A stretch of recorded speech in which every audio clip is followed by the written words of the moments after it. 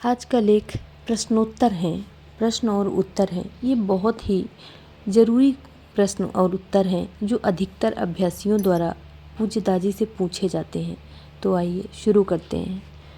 ध्यान करते समय मैं पाता हूँ कि ध्यान खत्म होते होते मैं या तो आगे या फिर बगल की तरफ झुकता जा रहा हूँ। तो मुझे कैसे पता चले कि मैं ध्यान कर रहा हूँ और सो नहीं रहा? पूज्य दादी कहते हैं, मैं आपके प्रश्न के दूसरे भाग से शुरुआत करूंगा। कैसे पता चले कि आप ध्यान कर रहे हैं या फिर सो रहे हैं? कई बार जब हम इस तरह के कार्यक्रम विश्वविद्यालयों में संचालित करते हैं, विशेषकर जब हाल में 500 या 1000 विद्यार्थी बैठे होते हैं, तो वे खूब मज़ा करते हैं। ध्यान के बाद वे पूछते हैं, सर क्या मैं सो गया था? तो मैं कहता हूँ, ठीक है, चलो एक प्रयोग करते हैं। कुर्सी पर बैठो, पर 5 मिनट के अंदर नींद में जाने की कोशिश करो। क्या तुम ऐसा कर सकते हो? तो यह प्राणाहुति से पैदा हुआ एक आरामदायक प्रभाव है जो योग निद्रा जैसी दशा उत्पन्न करता है। इसके साथ साथ अगर आप सजग रहें तो आपको बाहर हो रही चीज़ों का पता चलता रहेगा, भले ही आप निद्रा जैसी दशा में हो। अब आपके प्रश्न के पहले भाग पर आते हैं। अक्सर हम आगे या बगल की तरफ झुकते हुए प्रतीत होते हैं। वास्तव में यह एक बड़ी अच्छी दशा है। यह तब होता है जब मन विश्राम करता है और हमारा भावनात्मक हृदय समर्पण कर देता है। आत्मसमर्पण की उस अवस्था में सिर बिना जाने बेसुध होकर नीचे झुक जाता है। यह दिव्यता के प्रति हमारे अवचेतन समर्पण से उत्पन्न होता है। अगला प्रश्न है, इच्छाएं दुखों का मूल कारण है। क्या ईश्वर को पाने की इच्छा भी एक इच्छा नहीं है? पूज्य दादी कहते हैं, जब कोई अपना जीवन ही ईश्वर को समर्पित करने के लिए तैयार है तो फिर इच्छा का प्रश्न ही कहाँ उठता है। अगला क्वेश्चन है, हमारा मिशन आगे बढ़ रहा है। हमें अपने अभ्यासियों को पहचानने का एक तरीका ढूंढने की ज़रूरत है। यदि अभिवादन का एक खास तरीका शुरू किया जाए ताकि पता चल सके कि वे कौन हैं, तो कैसा रहेगा? पूज्य दादी कहते हैं, हमारा अभिवादन हमारे विचारों और कार्यों में होना चाहिए। इसके लिए भौतिक अभिव्यक्ति की क्या आवश्यकता है? उन्होंने यह भी कहा, जब हम किसी को नमस्ते कहते हैं और हमारा मतलब वह नहीं होता, तो फिर नमस्ते कहने की ज़रूरत ही क्या है? मान लें कि हम वाकई दिल में इस प्रकार की सोच रखते हैं, तो फिर इसे बोलकर कहना ज़रूरी है क्या? एक घटना है। दादी ने एक घटना को याद किया जो कई महीनों पहले घटित हुई थी। एक साध्वी जो ईश्वर की तलाश में सब कुछ छोड़ चुकी थी, एक हार्टफुलनेस प्रशिक्षक के संपर्क में आई।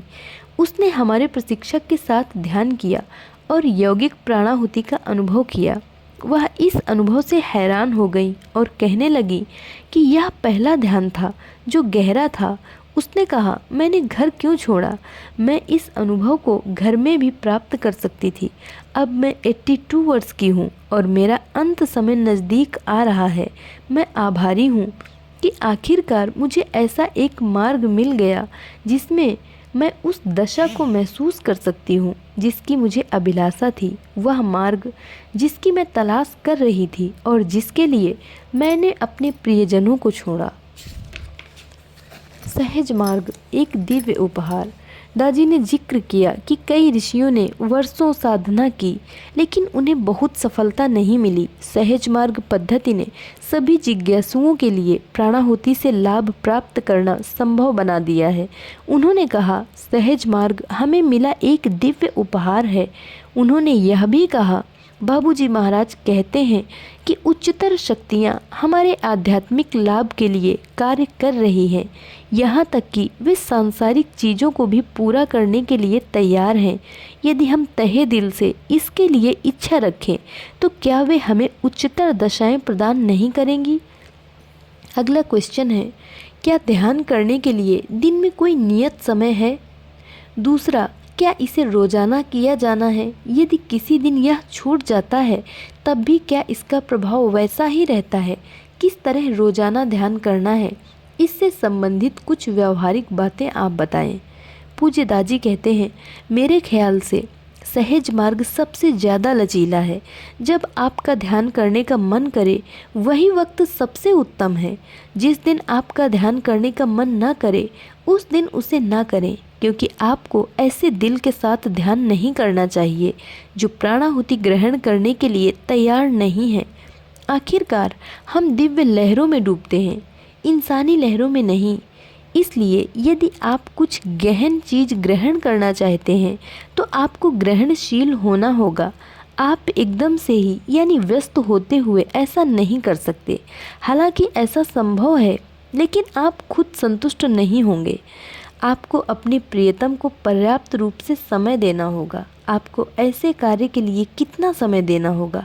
आपको देखना होगा कि आपकी प्राथमिकताएं कहाँ हैं। देखिए, जीवन को उच्च करने के लिए अनुशासन की ज़रूरत होती है। यदि अनुशासन है तो यह अच्छी बात है। सामान्य तौर पर मैं छात्रों से कहता हूँ कि वे ध्यान के लिए एक समय निश्चित करें। सबसे पहले समय का अनुशासन लाएं। फिर यदि आप पुनः ध्यान करना चाहते हैं तो ज़रूर करें, वह अतिरिक्त ध्यान है। तो रोज़ाना सक्रिय रूप से ध्यान करना एक बात है, लेकिन लक्ष्य है कि अपनी सभी गतिविधियों में ध्यान मग्न रहना। ध्यान तो सिर्फ शुरुआत है। दिन भर में जब आप अन्य कार्य कर रहे होते हैं तब भी ध्यान मग्न रहने की कोशिश करें। अगला क्वेश्चन है, मैं किसी की परवाह करता हूँ, उससे स्नेह करता हूँ और ध्यान कर उसे लाभ पहुँचाना चाहता हूँ। वह थोड़ा अनीश्वरवादी है, इसमें भाग लेना नहीं चाहता। जब मैं दिव्य प्रकाश का विचार लेता हूँ तब क्या मैं यह विचार ले सकता हूँ कि यह प्रकाश उसके हृदय में भी, और यदि मैं ऐसा करता हूँ तो क्या उसे इससे लाभ मिलेगा? निश्चय ही उसे लाभ मिलेगा, लेकिन जैसे कि कहावत है कि आप घोड़े को तालाब तक ले जा सकते हैं, उसे पानी नहीं पिला सकते।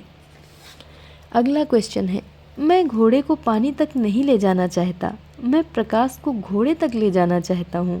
पूज्य दाजी कहते हैं, यह उस तरह से नहीं होगा जैसा आप चाहते हैं, क्योंकि उसका परिणाम दिल के खुलने पर निर्भर करता है। अगला प्रश्न है, मेरे दिल पर निर्भर करता है या उसके दिल पर? तो पूज्य दाजी कहते हैं, जो भी ग्रहण करने वाला हो, मान ले आप किसी को करोड़ों डॉलर देना चाहते हैं लेकिन वह उसकी कद्र नहीं करता, या शायद वह यह सोचे कि आपका उसे करोड़ों देने के लिए पीछे कोई स्वार्थ छिपा है। अगला क्वेश्चन है, मेरे प्रश्न का दूसरा भाग है, इस ध्यान में दिव्यता और आध्यात्मिकता के साथ कुछ उपचारात्मक और रोग निवारक शक्तियाँ भी हैं। क्या यह संभव है कि दिव्य प्रकाश की कल्पना पर इस प्रकार ध्यान किया जाए जिससे किसी व्यक्ति पर उपचारात्मक प्रभाव पड़े और वह उसका लाभ उठा सके? पूज्य दाजी कहते हैं, निश्चित रूप से यह मदद करता है, लेकिन हम ध्यान के उपचारात्मक प्रभाव से कहीं ज़्यादा आगे जाते हैं। हम लक्षण को नहीं, उसके कारण को हटा देते हैं। इस हार्टफुलनेस अभ्यास के अनेक तत्व हैं। ध्यान वह है जो हमने अभी किया और तनाव मुक्ति उसका एक भाग है। एक और ख़ास तकनीक है जिसे सफाई कहा जाता है। इसे हम शाम को करते हैं। यह एक शानदार कला है। जब हम इस पद्धति का प्रयोग शाम को करते हैं उस वक्त हम बहुत सूक्ष्म तरीके से दृढ़ सुझाव देते हैं। जितनी भी जटिलताएं, अशुद्धियां और विकार जिनसे मैं पीड़ित हूँ वे मुझे छोड़कर जा रहे हैं। इसका असर पड़ता है। दरअसल यह कई तनाव संबंधी विकारों और निद्रा दोषों में मानसिक स्तर पर कमाल का काम करता है। निश्चित रूप से यह हमारे पूरे स्वास्थ्य पर सकारात्मक रूप से कार्य करता है, लेकिन यह इसका अत्यंत सतही लाभ है। जब आप अपने अरबपति पिता से कहें, पापा मुझे 50 रुपए चाहिए, वे सोचेंगे तुम मुझसे इतनी छोटी रकम क्यों मांग रहे हो, मैं तुम्हें इससे कहीं ज़्यादा दे सकता हूँ। जब आप केवल शांति पाने के लिए दिव्य के पास जाते हैं तो वह हंसता है, मैं तुम्हें इससे कहीं ज़्यादा दे सकता हूँ। प्रश्न है, जब हमने ध्यान करना शुरू किया उस वक्त मेरा अनुभव यह था कि नकारात्मक विचार आते जा रहे थे। यह मुझे भयभीत कर देता है कि जो भी विचार मेरे मन में आ रहे थे वे सच में घटित भी तो हो सकते हैं। पूज्य दाजी कहते हैं, ऐसा है कि जब विचार एक बवंडर की तरह आने शुरू हो जाएं, तो धीरे से कुछ क्षणों के लिए अपनी आंखें खोल लें और फिर उन्हें बंद कर लें। यह आपको थोड़ी देर के लिए आराम पहुंचाएगा। इन्हें दबाना नहीं है। ऐसा इसलिए होता है क्योंकि ये हमारे भीतर छिपे हुए थे, हमारे अवचेतन मन में मौजूद थे, और अब हम यह सुनिश्चित करते हैं कि वह मवाद बाहर निकल जाए। तब आप भीतर से अच्छा महसूस करेंगे क्योंकि ये सारी चीज़ें जा चुकी हैं। पहली बात तो यह समझनी है कि मेरे भीतर के ये विचार बाहर कैसे जा रहे हैं। वहाँ कुछ तो है जो मेरे अवचेतन मन में काम कर रहा है। अब आप ध्यान के दौरान आने वाले विचारों को लेकर सजग हो जाते हैं। जब आप आँख खोलते हैं तो उन विचारों का क्या होता है। जब आप आँखें बंद करते हैं तो आप पूरी तरह सचेत रहते हैं। आप अपने ही विचारों के आमने सामने हैं। इसका यह मतलब नहीं है कि जब आप ध्यान नहीं कर रहे होते तो आपके मन में विचार नहीं होते। वे वहाँ होते हैं, लेकिन तब आप सचेत नहीं होते।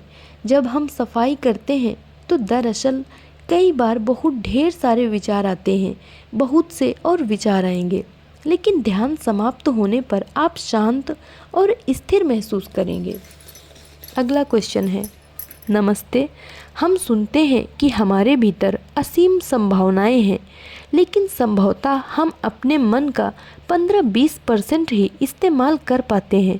क्या इस प्रकार का ध्यान हमारे मन की प्रभावशीलता को बढ़ाने में मदद करता है? इस दुनिया के लिए हम किस प्रकार और प्रभावी बन सकते हैं? पूज्य दाजी कहते हैं, चेतना का 15% बहुत ज़्यादा है। मेरा मानना है कि हम मुश्किल से 8% ही इस्तेमाल कर पाते हैं।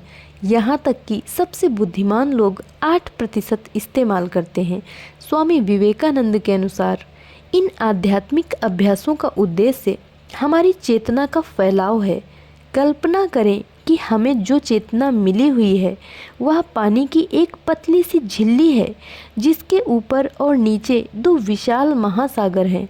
तो यह बारीक झिल्ली परम चेतना और अवचेतना के महासागरों के बीच में पड़ी हुई है। ध्यान के जरिए हम अपनी चेतना को विस्तार दे पाते हैं, जिससे यह चेतना की महीन झिल्ली के पार जाकर परम चेतना के आकाश में तैरने लगती है। हम आपको योग निद्रा में महारत हासिल करना भी सिखाते हैं, जिसके जरिए आप अवचेतन मन की गहराइयों में आसानी से पहुंच सकते हैं। इस प्रकार हम धीरे धीरे परम चेतना और अवचेतना में विस्तार करते हैं, और ये सब 1 घंटे के समय में ही हो जाता है। तो संक्षेप में यह निश्चित रूप से मदद करता है। अगला क्वेश्चन है, प्रकृति के साथ लय में होने का क्या अर्थ है? पूज्य दाजी कहते हैं, एक अर्थ है प्रकृति की तरह सक्षम बनना, यानी न्यूनतम लेना और अधिकतम देना। हमें निवेश के रूप में प्रेम मिलता है। हमारा आउटपुट क्या होना चाहिए? कृपया इस पर विचार करें। सहजता प्रकृति का वास्तविक तत्व, जिसका मतलब है कोई आडंबर नहीं, अतः उसे भी आत्मसात करें। स्वीकरण, इसके बिना हम कष्ट उठाते हैं। स्वीकार करने से हम पाठ सीखते हैं, भले ही हमें कष्ट हो सकता है। यह स्वीकरण हारे हुए लोगों का रास्ता नहीं है। ध्यान में हमें सब कुछ छोड़ देना चाहिए। यह एक निर्बाध झरने की तरह है। हम में ऐसा भाव होना चाहिए कि चाहे जो भी अनुभव हो, मैं उससे गुजरने को तैयार हूँ। मन को सौम्यता से हृदय में स्थित दिव्य प्रकाश की ओर मोड़ना चाहिए। अगला क्वेश्चन है, आध्यात्मिक बीमारियाँ क्या हैं? पूज्य दाजी कहते हैं, स्थूलता आध्यात्मिक बीमारी है। जो कुछ भी मुक्त आत्मा को रोकता है वह बीमारी है। हमारे बुजुर्गों ने एक सरल फार्मूला दिया है, सद चित आनंद। जब आत्मा मुक्त होती है तभी आनंद प्रवाहित होता है। जो भी आनंद की इस स्वाभाविक अवस्था को रोकता है एक आध्यात्मिक बीमारी है। धन्यवाद।